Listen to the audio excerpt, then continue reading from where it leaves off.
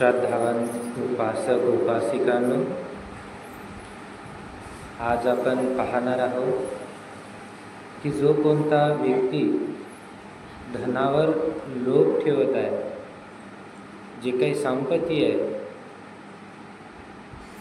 ती संपत्ती पैसा असो, बंगला असो, गाडी असो, काही जरी का असणार, तो कोणतीही प्रकारची संपत्ती का असणार, या संपत्तीवर जर लोभ ठेवत आहे, आसक्ती ठेवत आहे, तर याचा परिणाम काय?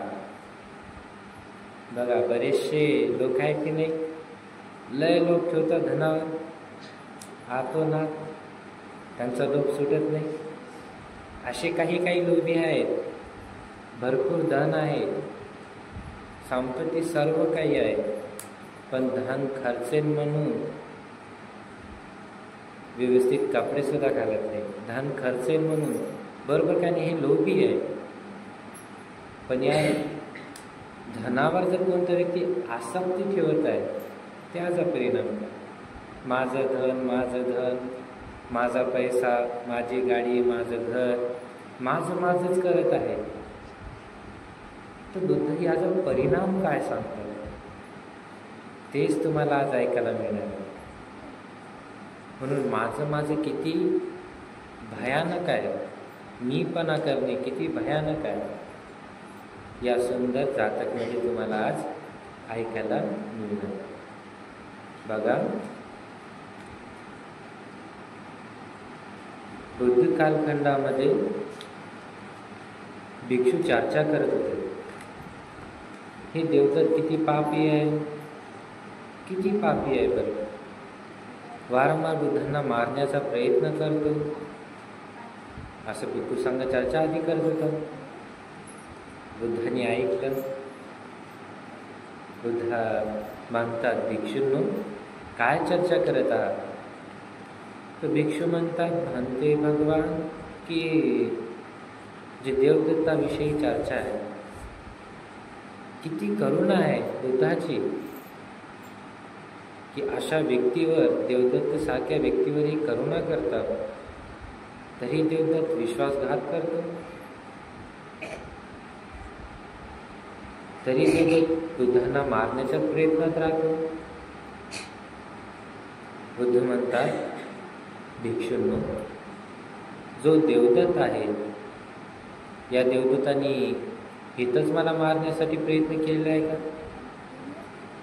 जेव्हा मी माझी पारमिता पूर्ण करतो बोधिसत्व असताना, तेव्हा सुद्धा त्यांनी मला अशाच प्रकारे विश्वासघाताती करत मला मारण्याचा प्रयत्न करत होता. तर भिक्षू म्हणतात, म्हणते भगवान, इथं कशा प्रकारे तुम्हाला मारण्याचा प्रयत्न करत आहे हे तर आम्हाला माहीत आहे, पण पूर्व कालखंडामध्ये तुम्ही जेव्हा बोधिसत्व होते, तेव्हा तुम्हाला कशा प्रकारे मारण्याचा प्रयत्न केला, कृपा करून म्हणते भगवान ते आम्हाला सांगा. बुद्ध म्हणतात, की बुद्ध सांगतात, इथून पुढे बघा, जातक आहे, इथून पुढे पूर्व कालखंडातली कथा सांगतात. बुद्ध म्हणतात, भिक्षूंनो, पूर्व कालखंडामध्ये वाराणसीचा राजा होता. त्याच राज्यामध्ये एक दुष्टकुमार नावाचा एक राजकुमार होता. त्या राज्याचा जो राजा होता, त्याचा एक पुत्र दुष्टकुमार नावाचा. बघा, दुष्टकुमार म्हणजे काय? दुष्ट म्हणजे दुष्ट आहे की नाही? इतका खराब होता तो व्यक्ती, पण त्याचं नाव काय पडलं? दुष्ट. हे राजकुमार कशा प्रकारे, कोणाला जर बोलायचं ना, कधी चांगलं नाही बोलायचं, कारण की राजकुमार आहे, कधी चांगलं नाही बोलायचे, लोक ऐकूनही घ्यायचे, राजकुमार आहे ना. बोलण्यामध्ये त्याच्याशिवाय आहेत पूर्ण गंदगी, असं बोलता नाही, मृदुवाणी बिलकुल नाही आहे. तर पूर्ण प्रजा जी काही होती पूर्ण प्रजा काय टांगली. हे जे दुष्टकुमार आहे, राजकुमार, ते कोणालाही बोलताना नीट बोलत नाही, याचा व्यवहारसुद्धा चांगला नाही आहे लोकांसोबत, काहीही बोलत राहते. हे राजकुमार आहे, याला पलट उत्तर देताही येत नाही.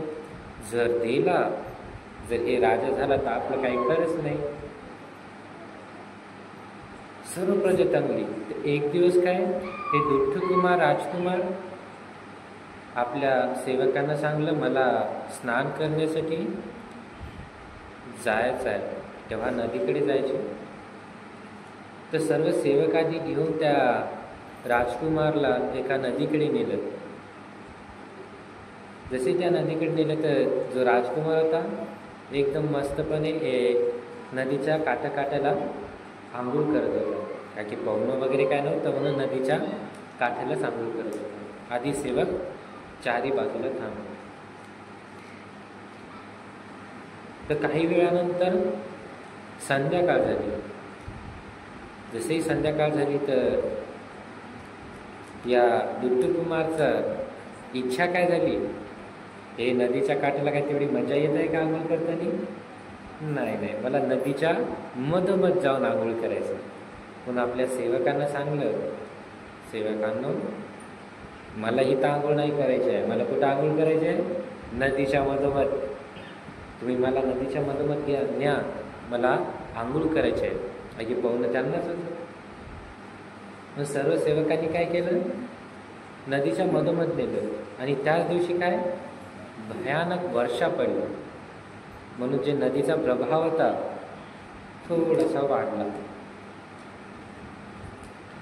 जसेही त्याला नदीच्या मधोमध नेलं तर सर्व सेवकांना वाटलं, हे दुष्टकुमार, हे जे राजकुमार आहे, कधीच कोणाला नीट बोलत नाही, काहीच नाही, सदैव अहंकार, दुसऱ्याला राग करतो, गोडवाणी नाही आहे, काही नाही आहे, सदैव आदेश करतो, हे कर ते कर, आहे की नाही?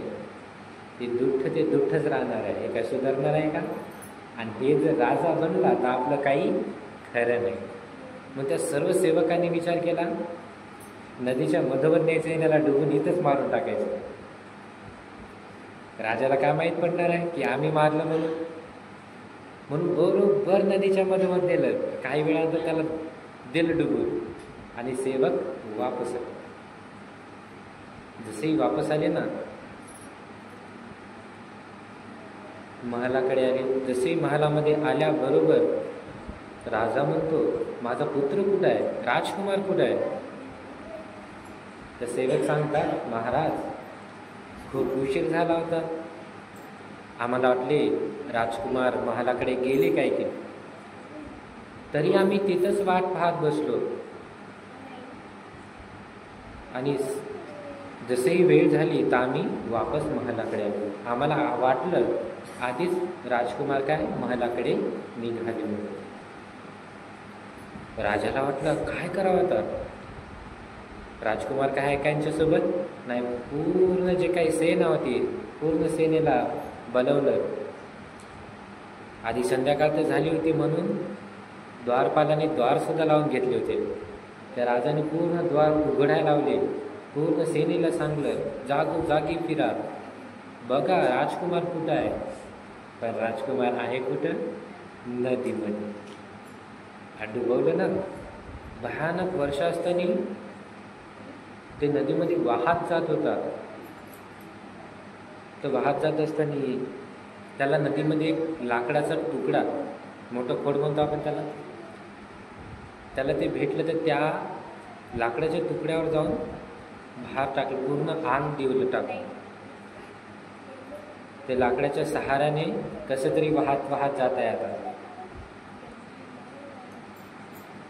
तर बुद्ध सांगतात, त्याच राज्यामध्ये एक धनी मोठा सेठ होता. इतका श्रीमंत होता, 40 करोड सोन्याचे नाणी इतकी प्रॉपर्टी होती त्याच्याकडे. किती? 40 करोड सोन्याच्या नाण्या होत्या. एवढा श्रीमंत होता तो सेठ.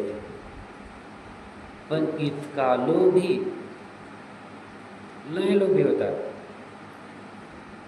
जीवनभर म्हणत राहिला, माझा पैसा माझा पैसा, माझ्याकडे 40 करोड सोन्याचे नाणे आहेत, 40 करोड, माझा पैसा माझा पैसा, आयुष्यभर माझा पैसा करत राहिला. मरायच्या काठीला लागला तरी पण म्हणत आहे, माझ्याकडे किती धन आहे, 40 करोड सोन्याच्या नाणे आहेत माझ्याकडे. छोटे आहेत का? 40 करोड काला म्हणतात सोन्याच्या नाणे. माझा पैसा माझा पैसा, मरता क्षणी सुद्धा माझा पैसा माझा पैसा. जसे मरण पावलं ना, आता पूर्ण मन कशामध्ये आहे? मरताना सुद्धा पैशामध्ये. बघा लोक किती भयानक आहे.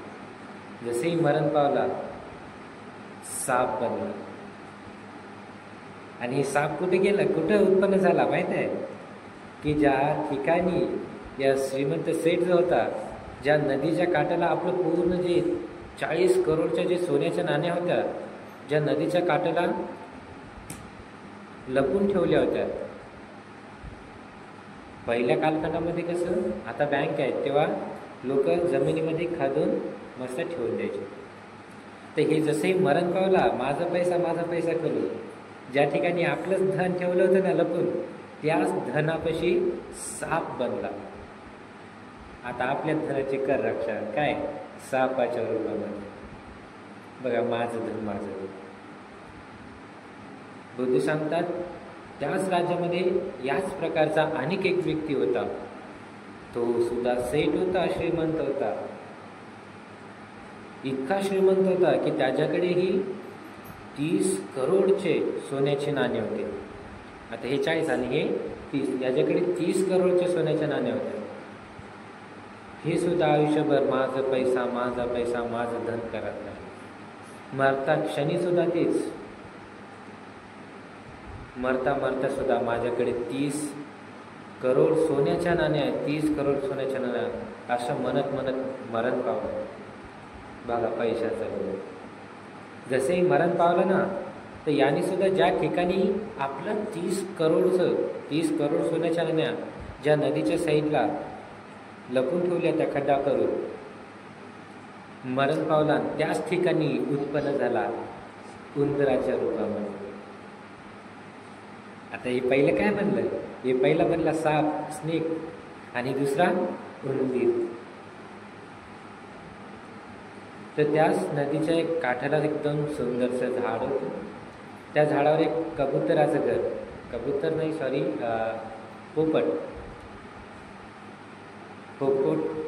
पोपटाचं घर होतं. त्याची पोपटी नव्हती, त्याचं एक पिल्लू. आता नदीमध्ये बाढ आला ना, कारण की खूप वर्षा झाली होती आणि नदीचा जो प्रवाह होता पाण्याचा वाढला होता, तर त्याचमुळे ते नदीच्या काठाचं जो झाड होतं थोडंसं डगमगलं. आधी ते पिल्लू जे होतं पोपटाचं, ते भरून पडलं काय नदीमध्ये.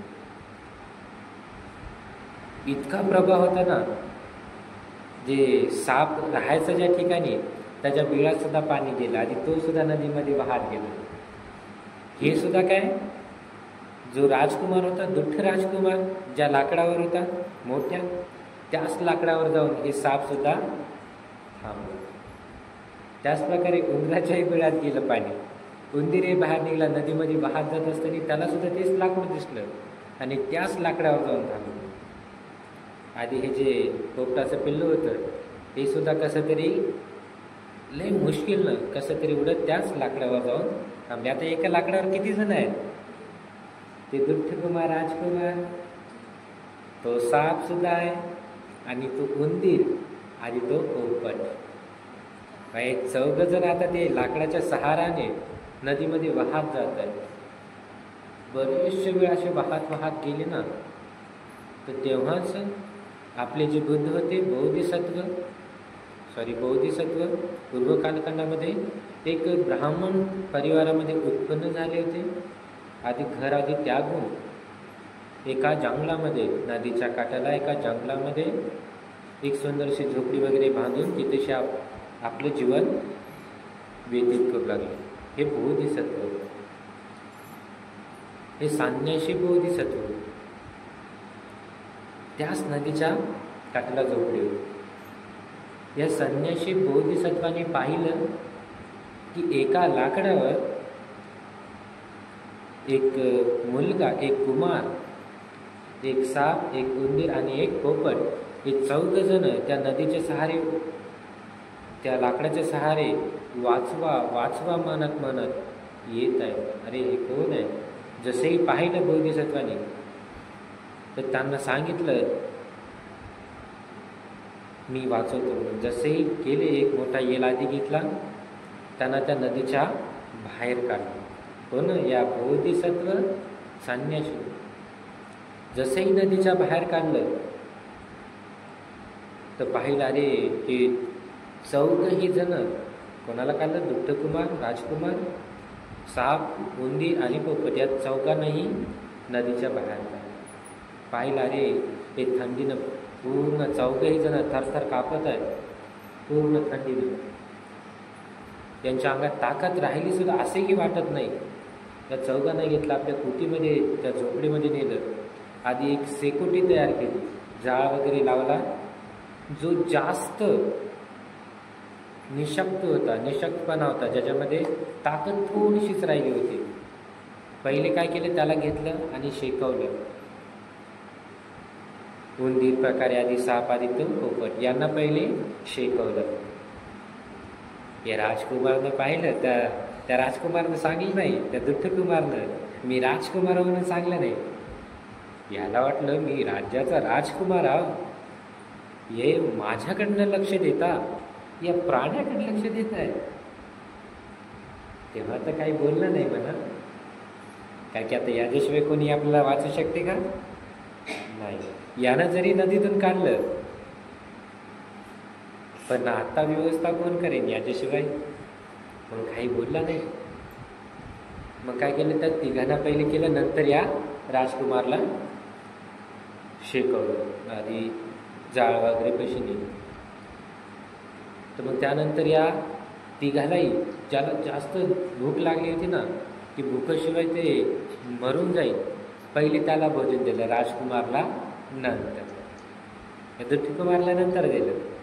डबल विचार केला. बघा पापी व्यक्ती कशी असतात, यांचं किती चांगलं केलं ना, याच्या मनात पापच राहते. वाईट लोकांचं तुम्ही किती चांगलं करायला पहा, तो वाईटच राहतो. पण काही अशा असतात आपल्याला अर्थामध्ये लावतात, अर्थसंवापने स्वतःला अर्थामध्ये लावतात, वाईट कामाला सोडून स्वतःला अर्थात. पण हे दुष्टकुमार तसा आहे का?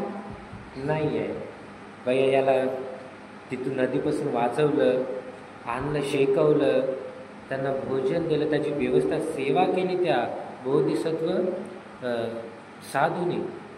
तरी हे दुष्टकुमार काय, त्यांना करत आहे, माझ्याकडे नाही लक्ष देते, आहे की नाही? आधी त्यांना करत आहे, वैर धारण केलं. किंवा कृतज्ञता गुण आहे का? नाही आहे. उपकाराची जाणीव नाही. तर जसेही 3-4 दिवस त्या बोधिसत्व साधूनी या 14ची व्यवस्था केली, आधी या 14चाही प्राण वाचवला. तर जसे हे 14 जणही ठीकठाक झाले ना, तर पहिले साप आला, स्नेक, तो आला तो बोधिसत्व संन्याशीकडे. जसेही आला तो साप म्हणतो बोधिसत्वानं की आम्ही असेच आहो का?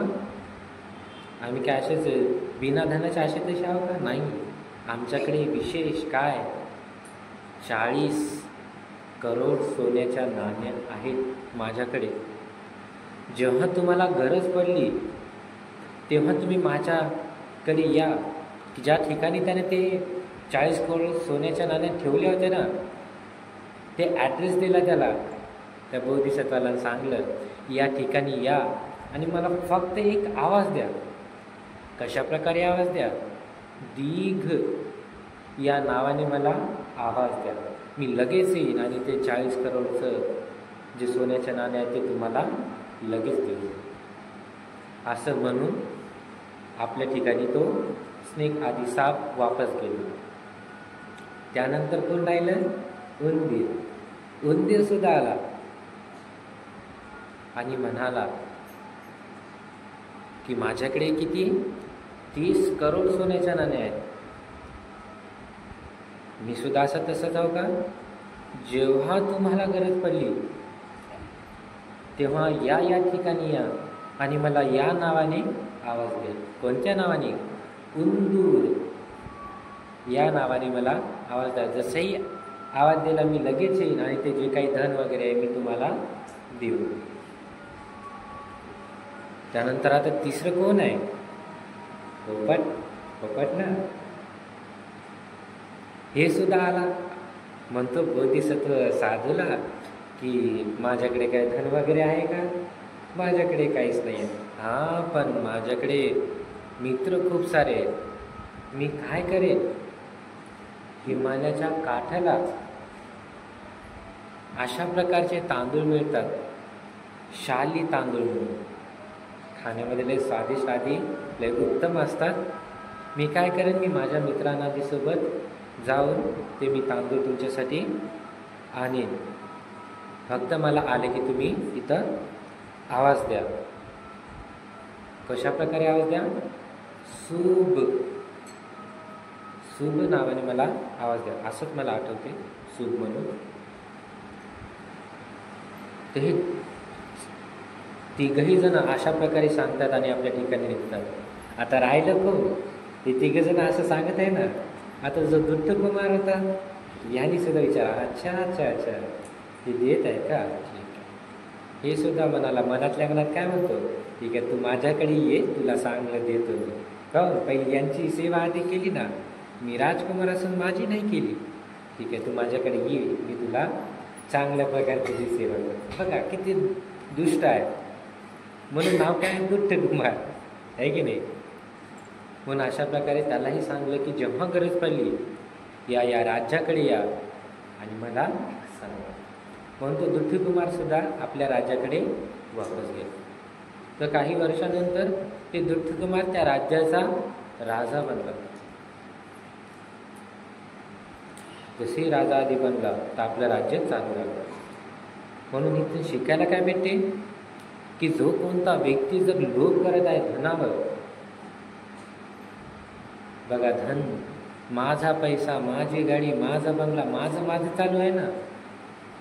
बघा पहिला सेट काय? माझं करून मरण पावला. आधी बनला काय? साप.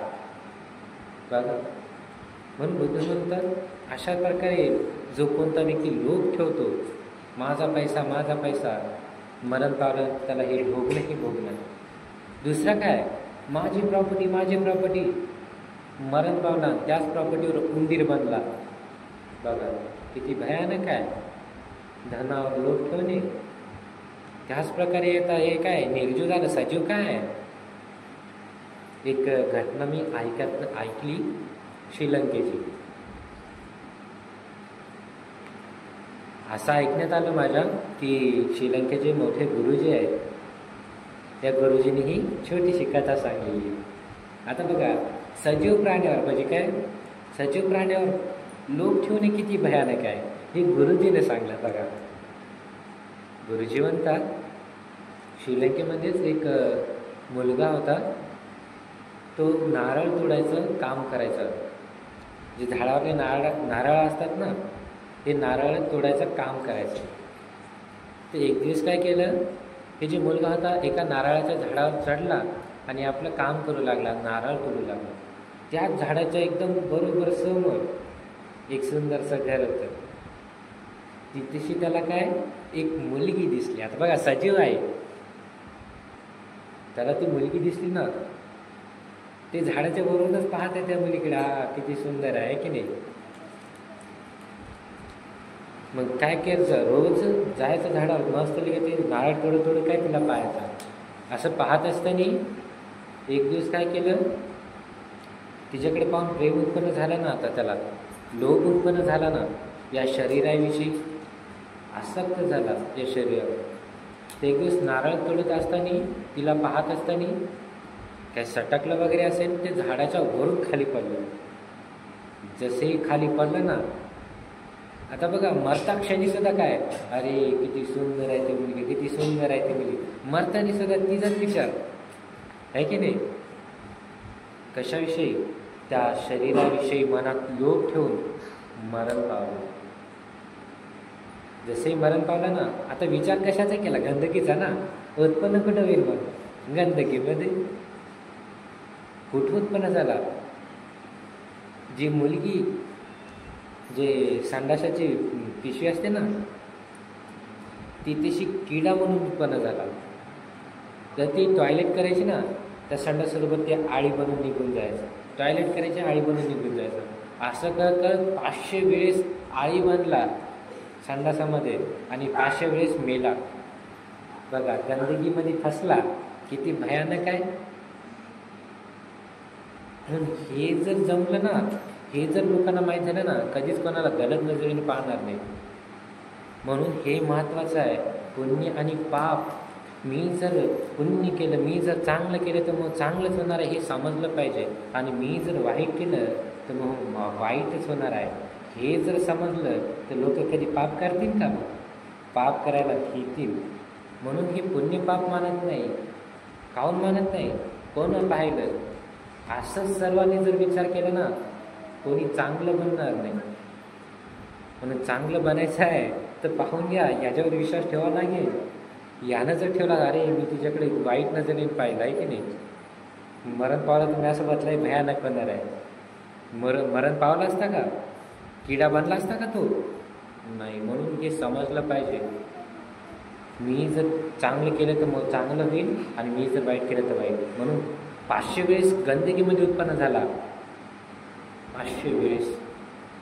आधी समोर स्टोरी आहे, पण एवढंच नाही की नाही. म्हणून बुद्ध म्हणतात की जर कोणता व्यक्ती धन असो, कोणत्याही धनाविषयी लोभ ठेवत आहे, माझं धन करत आहे, ते धन निर्जीव आहे. पण सजीव काय? व्यक्ती सजीव आहे ना. त्याचप्रकारे कोणता मुलगा जरी हा किती सुंदर, हे मुलगी काय माझी पत्नीसारखी आहे, माझी पत्नीसारखी आहे की नाही, मला आवडते असं म्हणून काय लोभ ठेवत आहे. गंदगी, शरीर गंदगी असून ते नाही बनलेलं आहे, अशुभ आहे. या गंदगीविषयी विचार करत आहे आणि मरताना असा विचार करून मरावा पावला तो गंदगीमध्ये उत्पन्न होतो. मग तो मुलगा असो, मुलीविषयी विचार करणार की मुलगी असो, मुलाविषयी विचार करणार. अशा तेने जर कोणता व्यक्ती करत आहे, बुद्ध म्हणतात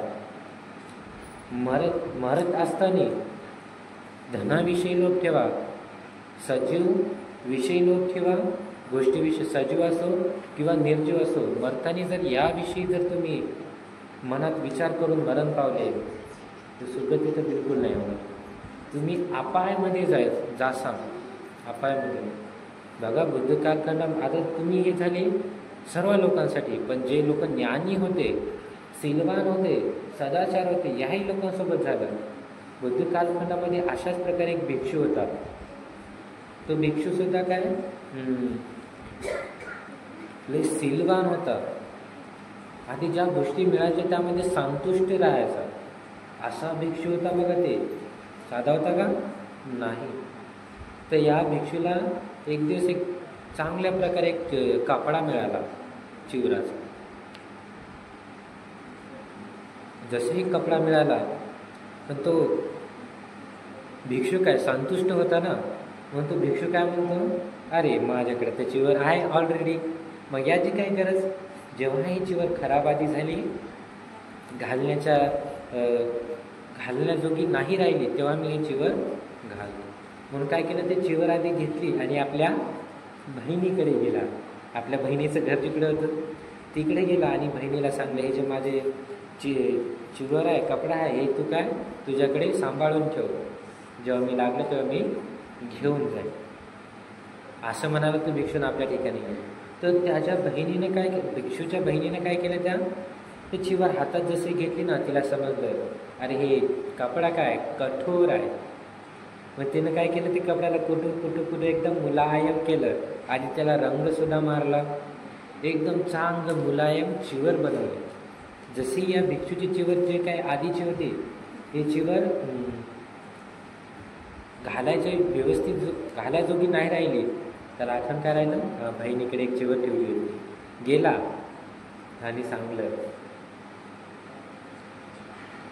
जे मी तुझ्याकडे चिवर ठेवली होती ती मला आता. तर तिने काय केलं, चिवर त्याला त्या भंतेजीला देऊन दिली. जसे चिवर भंतेजीला दिली ना, भंतेजी म्हणतात ही माझी चिवर देतो, मी दिली होती ना ते चिवर दे.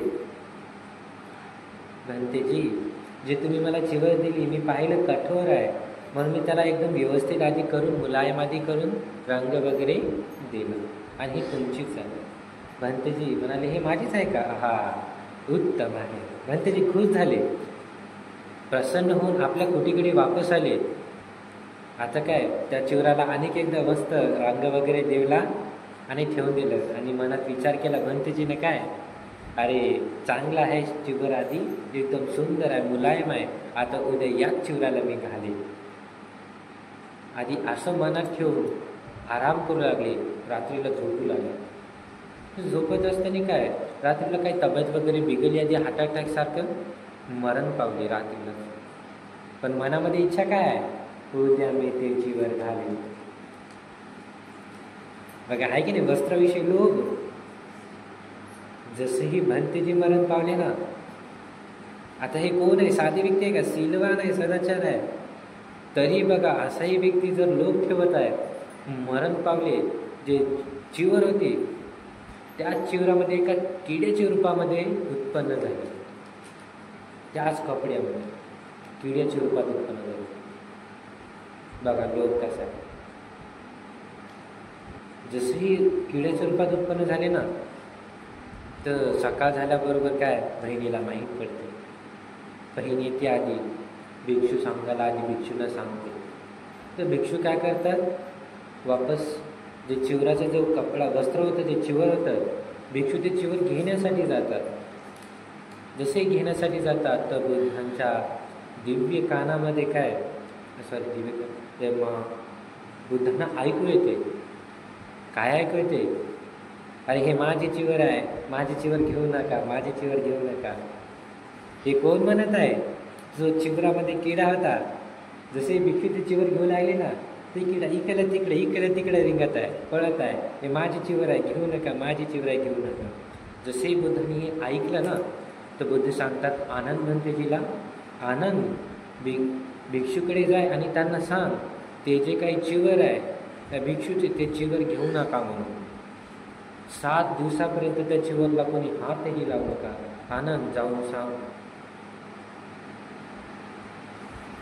जसेही आनंद भंतेजी गेले, भिक्षूला सांगलं नाही गेले. आनंद भंतेजीला बुद्धी सांगतात की आनंद हे 7 दिवसापर्यंत काहून, बघा काय आहे की 7 दिवसापर्यंत तो व्यक्ती तिथेशी राहणार आहे. काय की मरताना काय केलं त्यांनी, या चिवराविषयी लोभ ठेवला म्हणून. पण आनंद जर भिक्षूंनी ते चिवर आधी घेतली तर ह्या व्यक्तीला काय राग उत्पन्न, क्रोध उत्पन्न होईल, द्वेष उत्पन्न होईल. त्याला त्या किड्याला द्वेष उत्पन्न झालं ना, जे सुगतीला जायचं पुण्य आहे ते पूर्ण पुण्य नष्ट होऊन जाईल. म्हणून 7 दिवसापर्यंत काहीच करू नका. 7 दिवस जसेही झाले तो आपल्या ठिकाणी वापस जाईल. जसेही काही 7 दिवस झाले ना, तो किडासुद्धा काय तिथून च्यूत झाला आणि सुगतीला गेला. म्हणून बघा शीलवान जरी व्यक्ती असेल, जर कोणत्या गोष्टीविषयी लोभ ठेवत आहे तर असाही व्यक्ती मरण पावला तर अपायामध्येच जातो. तर आपली गोष्ट काय आहे की नाही. म्हणून बुद्ध सांगतात लोभ ठेवू नका. हे लोभच दुःखाचं कारण आहे, हे लोभच. म्हणून एक सुंदर गाथा आहे बुद्धाची, बघा कंजूस लोकाविषयी आहे.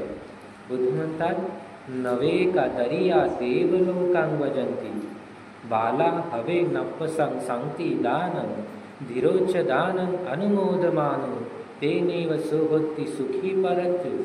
काय सांगतात बुद्ध. बुद्ध म्हणतात नवे का दरिया देव लोकांग वजंती. जे लोक कंजूस असतात, लय कंजूस असतात. बघा हे काय सेठ ज्याच्याकडे 40 करोडची सोन्याच्या नाण्या होत्या, ज्याच्याकडे 30 करोड, कंजूस होते ना. नवे का दरिया देव लोकं भजंती. बुद्ध म्हणतात असे कंजूस लोक देवलोकामध्ये कधीच जात नाही. देव लोकांग भजंती, कधीच सुगतीला जात नाही. कंजूस लोक ते अपायामध्ये आणि दुर्गतीलाच जातात. पण अज्ञानी व्यक्ती काय करतो, बाला हवे न सांगते दान. अज्ञानी व्यक्ती जर कोणता व्यक्ती दान करत आहे, म्हणत आहे यार कशाला दान करते, दानाची निंदा करते कोण, अज्ञानी व्यक्ती बाला. म्हणून बुद्ध म्हणतात अज्ञानी लोक कधीच दानाची प्रशंसा करत नाही. पण ज्ञानी लोक असं बिलकुल करत नसतात. कसं करतात, धीरोज दान अनुमोद मानून. बुद्ध म्हणतात ज्ञानी लोक सदैव दानाची प्रशंसा करतात, सदैव प्रशंसा करतात. तेनेव सो होती सुखी परत, हीच गोष्ट त्याच्या सुखासाठी कामे पडते. तेनेव सो होती सुखी परत. म्हणून लोभ ठेवणे किती भयानक आहे. मरण पावलं तर डायरेक्ट अपायामध्ये दुर्गतीला जावं लागते आणि अशा प्रकारे दुःख भोगावं लागते. 500 वेळेस तो व्यक्ती किडा बनला, आळी बनला, त्या गंदकीच्या ठिकाणी उत्पन्न झाला. मरण पावला, धनाविषयी लोभ ठेवला, त्याच धनावर साप बनला. हे सुद्धा धनाविषयी लोभ ठेवला, मरण पावला, त्याच धनावर उंदीर बनला. म्हणून धनाविषयी लोभ ठेवणे इतकं भयानक. म्हणून बुद्ध सांगतात कंजूसपणा ठेवू नका. जर कंजूसपणा ठेवला तर तुम्ही लोक सुगतीलाही नाही जासाल, दुर्गतीला जासाल. म्हणून त्याच प्रकारे ही स्टोरी आहे. आता बघा हे काय लोभ आहे, तर कृतज्ञता गुण कसं होतं की जसंही तो संन्यासी होता बोधिसत्व याने काय केलं, आता सर्वांचे तर वगैरे व्यवस्थित एकदम प्राण वगैरे वाचवलं ना. त्याला वाटलं हे सगळेजण मला म्हणाले की काही हे जर 40 करोड आणि 30 करोड लागले तर आमच्याकडे या. तो पोपटसुद्धा म्हणाले शाली भात लागला तर या.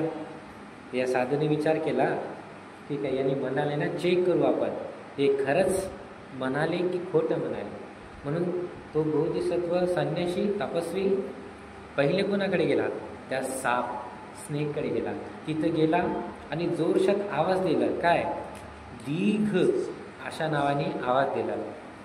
तो साप जसे याला चांगलं हे जे काही इथं धन आहे घेऊन.